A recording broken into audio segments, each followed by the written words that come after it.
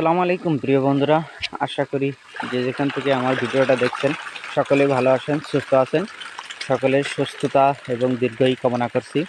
তো দেখতে পাচ্ছেন আমার সামনে আমার পুকুরের মাছ লাফালাফি করতেছে, আমি খাবার দিছি। আমি প্রতিদিন এভাবে সকালে খাবার দিই, সন্ধ্যায় খাবার দিই। দেখতে পাচ্ছেন আমার পুকুরের মাছ কতগুলো। তো আমি আসলে একটা জিনিস অবাক হই, আমাদের বাঙালি মানুষেরা অল্প সময়ে এই যে লাভবান যে ব্যবসাটা, এটা আসলে কেন যে করে না, এটা আমার মাথায় ধরে না। এটা আমি নিয়ে অনেক গবেষণা করছি এবং করি, আগেও করেছি। এই মাছটা এমন একটা জিনিস, এমন একটা ফসল, যেটা মানে আমি মনে করি যে লস নাই। কারণ এটা পানির পোকা।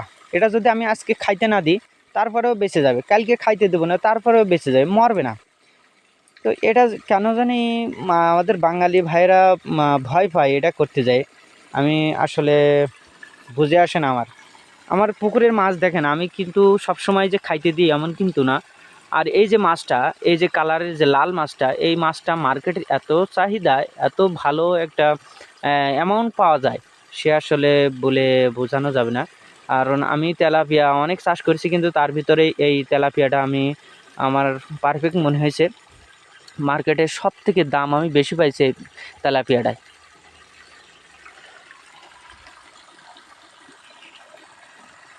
তা আমি বলবো যে যারা পুকুরের মাছ চাষ করতে যাচ্ছেন, আমি বলবো যে লাল তেলাপিয়াটা যদি চাষ করেন, আমি মনে করি যে 2 টাকা পকেটে রাখতে পারবেন।